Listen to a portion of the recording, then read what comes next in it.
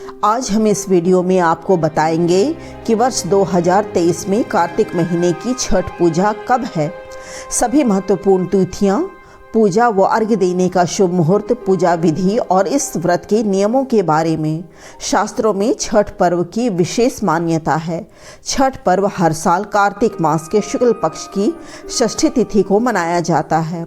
इसे सूर्य षष्ठी के नाम से भी जाना जाता है।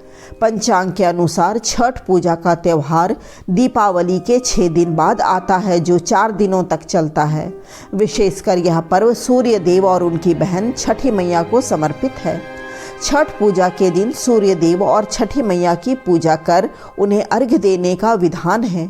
आइए जानते हैं साल 2023 में छठ पर्व की शुभ तिथि, पूजा व अर्घ्य देने का शुभ मुहूर्त, विधि और इस व्रत के नियम क्या हैं। 2023 के छठ पूजा का शुभ मुहूर्त। साल 2023 में छठ पूजा का पर्व 19 नवंबर दिन रविवार को मनाया जाएगा। छठ पूजा के दिन सूर्योदय का समय होगा प्रातःकाल 6:46 पर। छठ पूजा के दिन सूर्यास्त का समय होगा संध्याकाल 5:26 पर। षष्ठी तिथि प्रारंभ होगी 18 नवंबर प्रातःकाल 9:18 पर। षष्ठी तिथि समाप्त होगी 19 नवंबर प्रातःकाल 7:23 पर। नहाय खाए की तिथि होगी 17 नवंबर दिन शुक्रवार को। खरना की तिथि होगी 18 नवंबर को, दिन शनिवार है। संध्या अर्घ्य 19 नवंबर दिन रविवार को संध्या अर्घ्य दिया जाएगा। उगते हुए सूर्य को अर्घ्य और व्रत का पारण 20 नवंबर दिन सोमवार को किया जाएगा।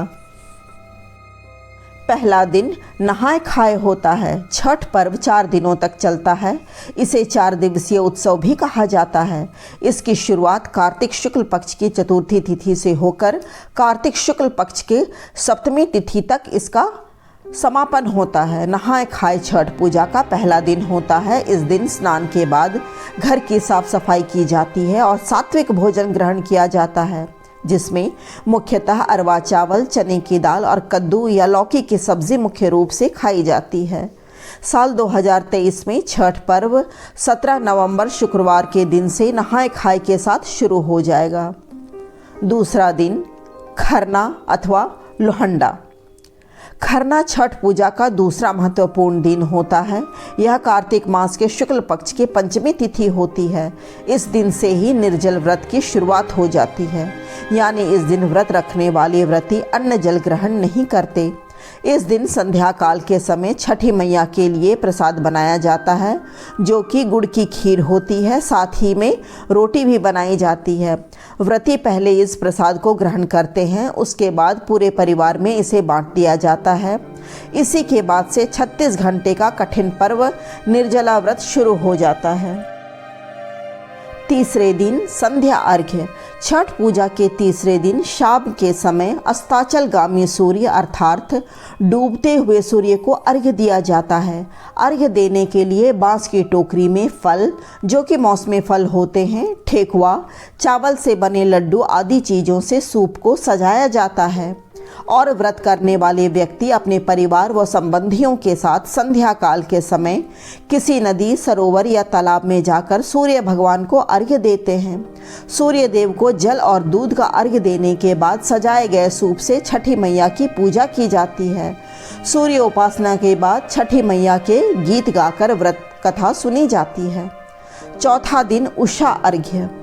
छठ पर्व के अंतिम दिन उगते हुए सूर्य को अर्घ्य देने का विधान है। चौथे दिन यानी कि सप्तमी तिथि को प्रातःकाल सूर्य देव को पुनः उसी जगह जाकर जहां संध्या काल में अर्घ्य दी गई थी, वहीं फिर से उगते हुए सूर्य को अर्घ्य दिया जाता है और छठ मैया से अपने परिवार की सुख समृद्धि की कामना की जाती है।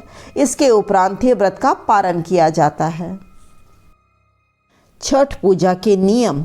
मान्यताओं के अनुसार छठ पूजा के दौरान सूर्य देव को अर्घ्य देने की परंपरा है। कहते हैं कि सूर्य के प्रकाश में कई रोगों को नष्ट करने की क्षमता होती है।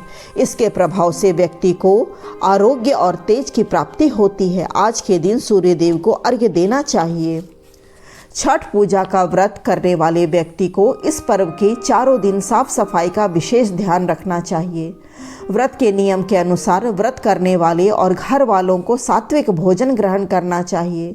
पूजा के लिए बांस से बने टोकरी या सूप का इस्तेमाल करना शुभ होता है। सूर्य देव को जल देने के समय स्टील या प्लास्टिक के बर्तन का इस्तेमाल करना वर्जित रहता है। तो ये थी छठ पूजा से संबंधित जानकारी। अगर आपको ये वीडियो पसंद आई हो तो प्लीज़ चैनल को लाइक, शेयर और सब्सक्राइब करें। मिलते हैं अगली वीडियो में, तब तक के लिए नमस्कार।